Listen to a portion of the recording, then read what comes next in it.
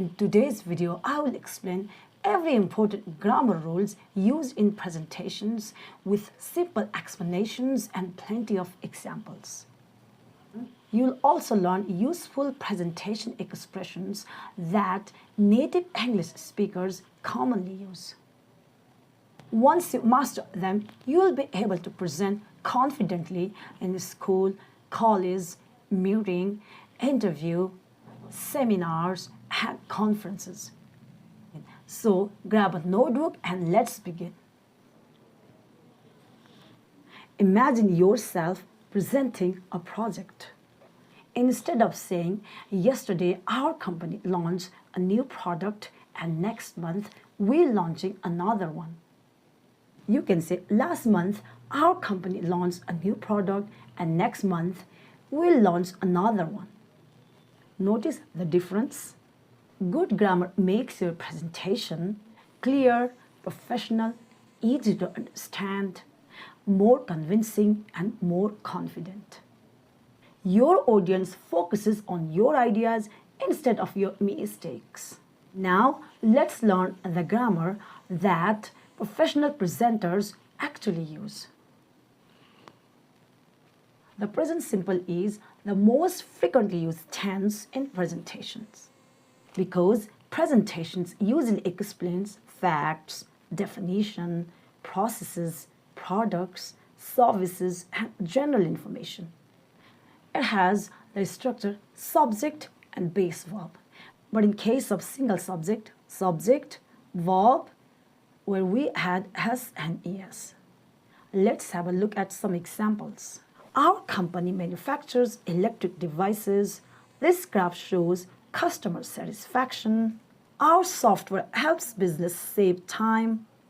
The survey includes 500 participants. Whenever you explain facts, always use the present simple. Today's presentation focuses on the report explains, the chart illustrates, the graph represents.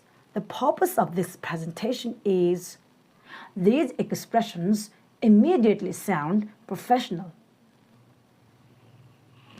We use this tense for describing something happening right now or showing visuals. It has the structure subject is am, verb gerund. Examples: we are currently developing a new application. Our team is working on this project. As you can see, the sales are increasing. The company is expanding into international markets.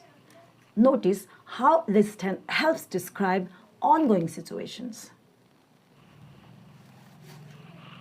During presentations, we often talk about previous events, completed research, and company history. For this situation, we use past simple, which has the structure subject and verb too. Examples: the company started in 2020. We collected data from 1,000 customers. Sales increased by 35%. The research was completed last year. Our team won the national competition. First, we conducted the survey. Then we analyzed the data. Finally, we prepared the report. This sequence clearly explains completed actions. Most presentations end by discussing future plans. We use future tense, which has the structure subject, will, and verb. Examples: we will launch a new product next year. The company will expand internationally. We are going to improve customer service. Sales will continue to grow. This tense helps you talk about predictions and future goals. Modal verbs make your presentation polite and professional. Let's look at the most common ones. We can reduce production costs. This strategy could increase profits. The company could expand into new market.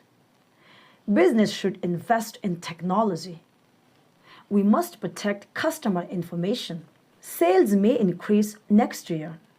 Modal verbs help you express advice, possibility, ability, necessity, and suggestion.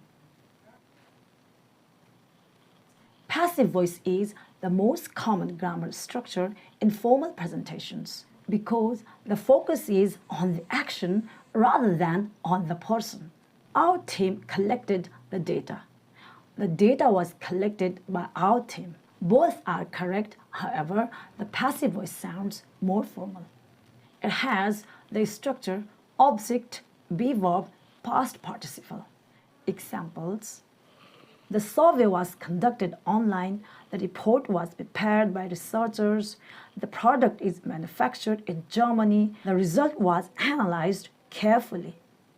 Bear in mind, academic and business presentations use passive voice frequently. Grammar alone is not enough. Your idea should connect smoothly. That's why linking words are essential. Firstly, let's begin with, to start with. Furthermore, moreover, in addition, also, besides. For instance, such as, for example, similarly, likewise, compared with, however, on the other hand, although, nevertheless, therefore, as a result, consequently, hence. Finally, to conclude, in summary, overall, these words make your presentations organized and easy to follow.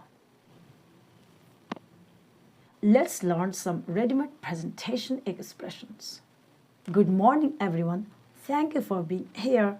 Today, I'd like to talk about the purpose of today's presentation is, let's begin with, first of all, our first topic is, now let's move on to the next point is, I'd like to discuss, as you can see, this chart shows, the graph illustrates, according to this figure, I believe, in my opinion, it seems that, to sum up, in conclusion, thank you for your attention. I'd be happy to answer your questions. Let's quickly review everything. During presentations, use the present simple for facts, use the present continuous for ongoing actions, use the past simple for completed events, use the future tense for plans, use modal verbs for advice and possibility, use passive voice for formal reports, use linking words to connect ideas smoothly, and finally, use the professional presentation expressions to sound confident. Congratulations! Now you know the most important grammar used in English presentations. Bear in mind, great presentations are not about using difficult grammar. They are about using correct grammar at the right time. Practice speaking these examples aloud. You will notice your confidence improving with every presentation. If you found this lesson helpful, please like the video, subscribe to the channel, share it with your friend who wants to improve their English presentation skills. Thank you so much for watching, and I'll see you in the next video. Happy learning!